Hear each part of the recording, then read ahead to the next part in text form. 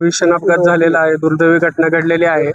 त्याच्यामध्ये एक प्राथमिक माहितीनुसार एक 8 ते 9 प्रवासी मृत झालेले आहेत. सदरील वाहने इको संवर्गातील होते आणि वाहनाची सर्व कागदपत्रे वैध आहेत. ॲक्सिडेंटची माहिती मिळतात आमचे पथक इथे आलेले आहे आणि पुढील RTO इन्स्पेक्टर हे पुढील अपघाताचं इन्व्हेस्टिगेशन करत आहेत. टायर मार्क वगैरे चेक करत आहेत आणि त्याच्यानंतर सविस्तर अहवाल हा कळवला जाईल. सर, गाडीमध्ये किती प्रवासी होते? सर, प्राथमिक माहिती पोलीस विभागाकडून मिळाल्यानंतर प्रवाशांची माहिती आपल्याला निश्चितपणे कळेल. FIR आणखी आलेली नाही आहे कॉपी आमच्याकडे. असं समजलं जातं की 10 ते 11 लोक होते या गाडीमध्ये. साधारणतः मृतांचा आकडा पहिला असता नाकारता येत नाही शक्यता, पण FIR आल्यानंतर त्याच्यावर बोलणं उचित. या मार्गावर मिक्सर असतील, डंपर असतील, यांची वाहतूक मोठ्या प्रमाणावर होते.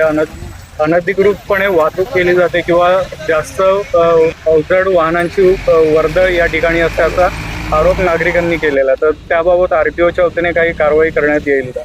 RTOचे अवैध वाहतूक हे कंटिन्युअस कारवाई सुरूच असते. मागं पण आपण ज्या आउटडेटेड किंवा स्क्रॅप झालेल्या काळी पिवळ्या होत्या त्याच्यावरही कारवाई केली होती आणि इथून पुढेही मिक्सर आणि डंपर असतील त्याच्यावर पण RTO कल्याणमार्फत कारवाई करण्यात येईल. दुर्दैवी घटना आहे.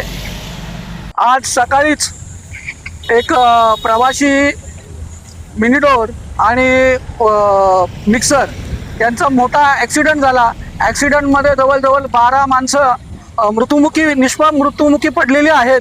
मी प्रथमतः आपणाला सांगतो की ग्रुप ग्रामपंचायत रायते पिंपलोलीच्या वतीनं आम्ही शुक्रवारी सुद्धा त्यांना एक निवेदन दिलं होतं की हे जे काम आहे ते अर्धवट असताना तुम्ही गाड्या वगैरे चालू करू नका, परंतु त्यांनी ते ऐकलं नाही. त्याच्यानंतर पुढे दिशादर्शक फलक त्यांना लावायला सांगितले होते, ते सुद्धा त्यांनी लावलेले नाहीत आणि अतिशय म्हणजे मनमानीपणे त्यांचा हा कारभार चालू आहे. रायत्याच्या बसस्टॉप जवळ आम्ही आंदोलन सुद्धा केलं होतं थोड्या दिवसापूर्वी, कारण छोटे मोठे 8 अपघात जवळजवळ या परिसरामध्ये झाले होते आणि आज आपण बघतो 12 निष्पाप जीवांचा बळी गेलेला आहे. मी RTOला विनंती केली होती, RTOच्या लोकांना सुद्धा आणि शासनाच्या लोकांना सुद्धा.